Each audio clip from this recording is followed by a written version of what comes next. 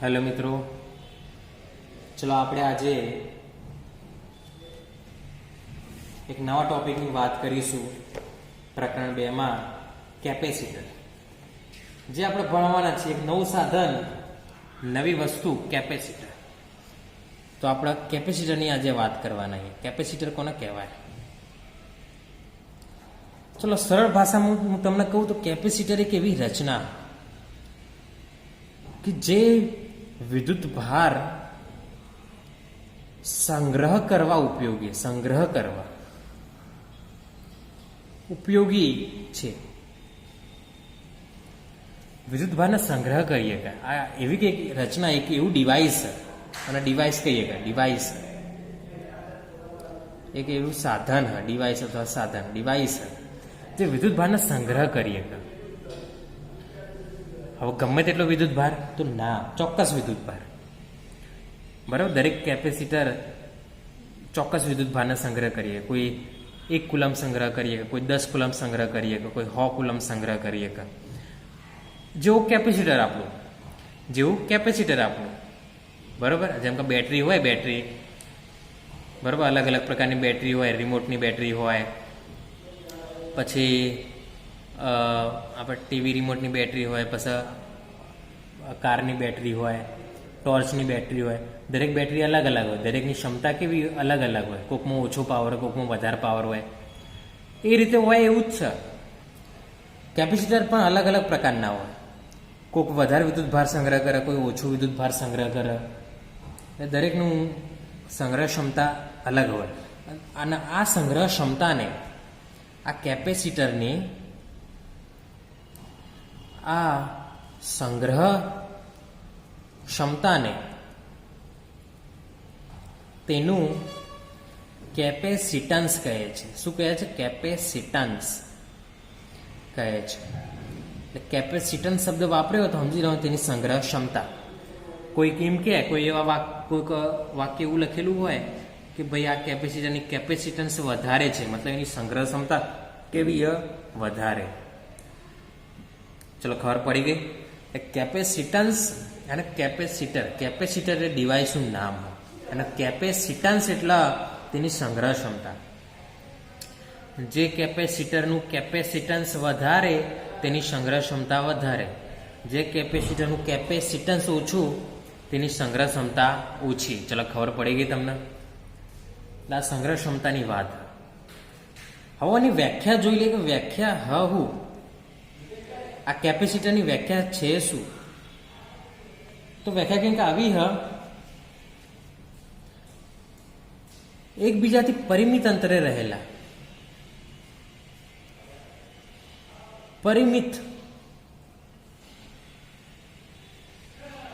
રહેલા, અલગ કરેલા સુવાહકોથી બનતી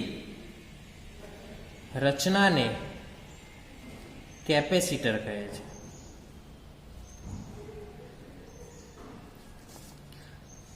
સંજ્ઞા કંઈક આવી, સંજ્ઞા એની કઈ આવી આ રીતના 2 લીટીઓ આ રીતે, આ સંજ્ઞા આવીને. એટલે એકબીજાથી પરિમિત અંતરે રહેલા, એકબીજાથી પરિમિત એટલે 2 વચ્ચેનું અંતર કે પરિમિત એટલે માપી શકાય એવું. અલગ કરેલું, 2 એકબીજાથી અલગ. અને સુવાહક, બંને કેવી સુવાહક, અને આનાથી જે બને એને કહેવાય કેપેસિટર. એટલે કેપેસિટરની સંજ્ઞા આવી. ચલો ખબર પડી ગઈ. સૂત્ર શું કેપેસિટરનું? સૂત્ર તો હશ આપણે કેપેસિટરનું કેપેસિટન્સ કઈ રીતના શોધી શકાય. કેપેસિટરનું કેપેસિટન્સ કઈ રીતના શોધી શકાય? તો આ કેપેસિટરના કેપેસિટન્સને પહેલા તો સી વડે દર્શાવવામાં આવે. આના વડે સી વડે દર્શાવવામાં આવે. અને કેપેસિટન્સ શોધવા માટે સૂત્ર Q/V,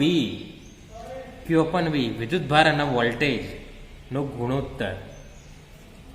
આ વિદ્યુત ભાર કયો? કે આ જેટલું સંગ્રહ કરીએ કે એટલો વિદ્યુત ભાર.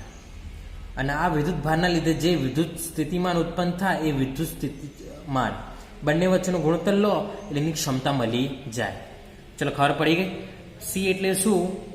સી એટલે ખબર પડી ને. સી એટલે કે કેપેસિટરની ક્ષમતા, કેટલો વિદ્યુતભાર સંગ્રહ કરી શકે, ક્ષમતા કેટલી વધારે.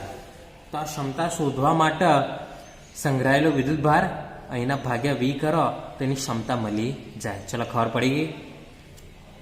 ચલો આ સૂત્ર આવી ગયું, આપણું નવું સૂત્ર આવ્યું, નવી રાશિ આવી. તો આનું આપણે એકમ જોઈ લઈએ. એકમ, ચલો એકમ આપણે જોઈ લઈએ. એકમ એટલે ક્યુનો એકમ કુલંબ, વોલ્ટનો એકમ વોલ્ટ જ છે, વિદ્યુત સ્થિતિમાનનો એકમ એટલે કુલંબ પ્રતિ વોલ્ટ. શું? કુલંબ પ્રતિ વોલ્ટ આનો એકમ થશે. બરોબર.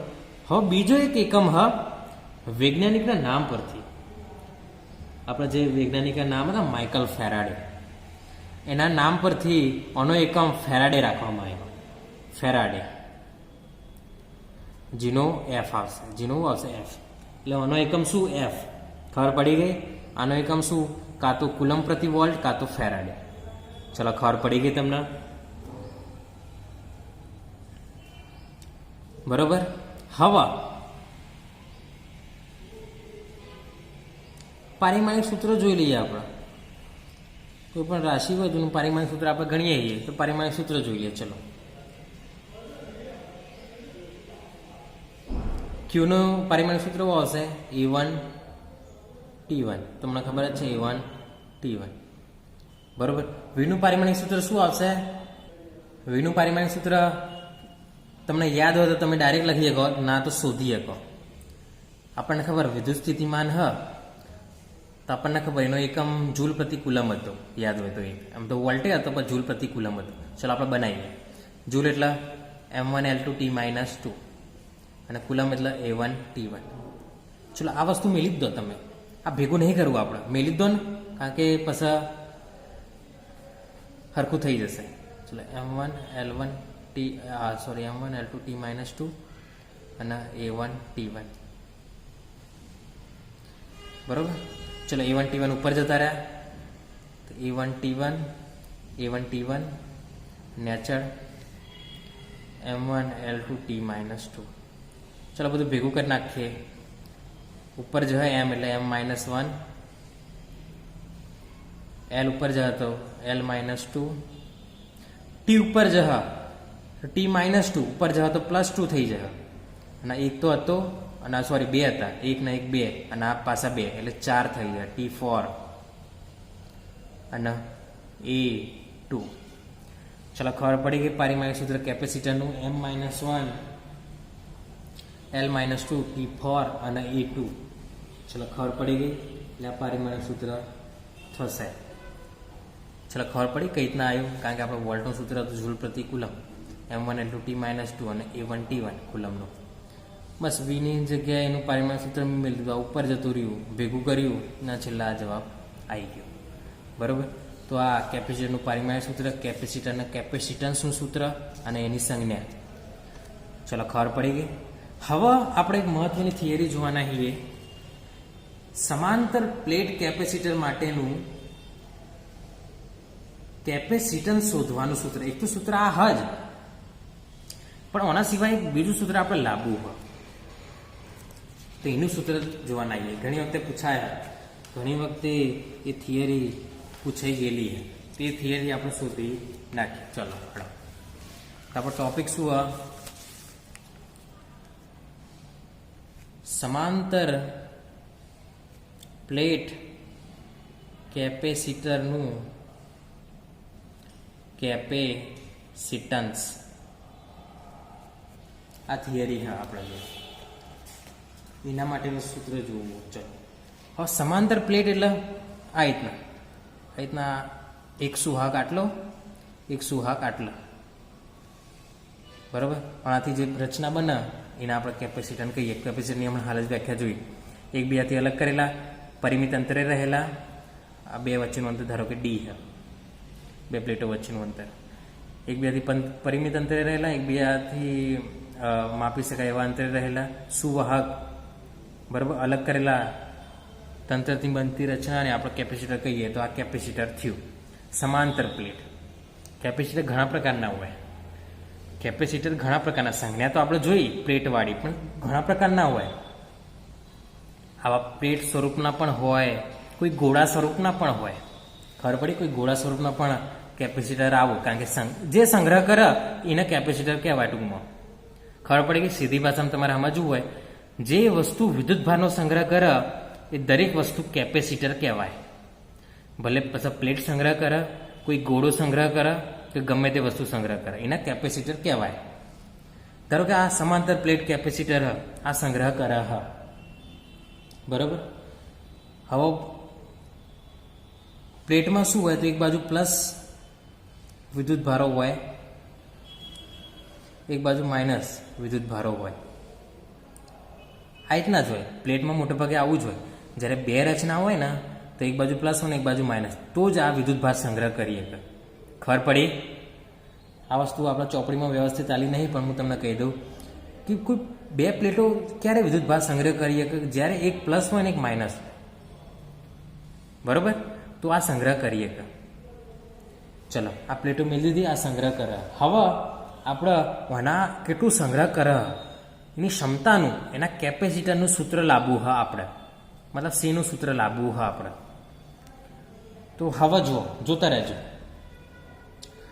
હવે આ પ્લેટ આ વિદ્યુત ક્ષેત્ર ઉત્પન્ન કરશે આ દિશામાં, આ વિદ્યુત ક્ષેત્ર ઉત્પન્ન કરશે એ જ દિશામાં. કારણ કે આપણને ખબર છે કે ભાઈ પ્લસ દ્વારા ઉત્પન્ન થતું વિદ્યુત ક્ષેત્ર બહાર તરફની દિશામાં હોય અને માઇનસ દ્વારા ઉત્પન્ન થતું વિદ્યુત ક્ષેત્ર એના તરફની દિશામાં હોય. બરાબર? એટલે E1 એટલે પ્લસ દ્વારા ઉત્પન્ન થતું વિદ્યુત ક્ષેત્ર, E2 એટલે માઇનસ દ્વારા ઉત્પન્ન થતું વિદ્યુત ક્ષેત્ર. બરોબર? હવે અગાઉના પહેલા પાઠમાં આપણે જોઈએ કોઈ પ્લેટ હોય તો કેટલું વિદ્યુત ક્ષેત્ર ઉત્પન્ન કરે. તો આપણને ખબર કે પ્લેટ માટે આપણું સૂત્ર σ/2ε0 યાદ હોય તો તમને. આપણે ગાઉસનો નિયમ જોયો તો યાદ હોય તો ગાઉસનો નિયમ, કોઈ કવચ હોય, કોઈ સુરેખીય રેખીય વસ્તુ હોય, કોઈ પ્લેટ હોય તો એના માટે વિદ્યુત ક્ષેત્ર કેટલું એ જોયું હતું આપણે. તો આ પ્લેટ તો પ્લેટ માટે વિદ્યુત ક્ષેત્ર કેટલું? તો આટલું σ/2ε0. બરાબર? જો સિગ્મા શું હોય? આનું પૃષ્ઠ ઘનતા, પૃષ્ઠ વિદ્યુત ભાર ઘનતા. એ રીતે E2 આટલું જ σ/2ε0, કારણ કે ઓની જેટલી પૃષ્ઠ ઘનતા હશે ઓની એટલી પૃષ્ઠ ઘનતા. જો સિગ્મા શું હોય? પૃષ્ઠ વિદ્યુત ભાર ઘનતા. બરોબર? તો ઓની જેટલી હશે એટલી જ હશે, કારણ કે બંને સમાન હોય, બંને પ્લેટો કેવી હોય? સમાન હોય. ભલે ખાલી વિદ્યુત ભાર અલગ અલગ હોય, પણ જેટલા પ્લસ હશે એટલા જ માઇનસ હશે. ખબર પડી? એટલે E1 એટલે σ/2ε0, E2 એટલે σ/2ε0. હવે અંદર કુલ વિદ્યુત ક્ષેત્ર કેટલું? આ આટલું ઉત્પન્ન કરે, આ આટલું ઉત્પન્ન કરે, તો અંદર ટોટલ વિદ્યુત ક્ષેત્ર કેટલું ઉત્પન્ન થાય? તો બંનેના સરવાળા જેટલું. કેમ? કારણ કે બંનેની દિશા કેવી છે? સમાન તો બંનેનો શું થાય? અંદર સરવાળો થાય. જો બંનેની દિશા વિરુદ્ધ હોત, એક આમ હોત ને એક આમ હોત તો પછી શું થાય? બાદ બાકી થાય. પણ બંનેની દિશા કેવી? એક જ છે. તો પ્લેટની અંદર નું કુલ વિદ્યુત ક્ષેત્ર E બરાબર E1 વત્તા E2. ચલો E1 એટલે σ/2ε0, E2 એટલે σ/2ε0. બંનેનો સરવાળો શું થાય? 2σ/2ε0. કારણ કે છેદ સમાન તો અંશનો સરવાળો થાય. 2 ઉડી ગયા એ σ/2ε0 વધે અને નામ આપી દે 1. આપણું વિદ્યુત ક્ષેત્ર આવી ગયું, ટોટલ વિદ્યુત ક્ષેત્ર આવી ગયું ત્યાં અંદર. ચલો આવી ગયું. હવે બીજું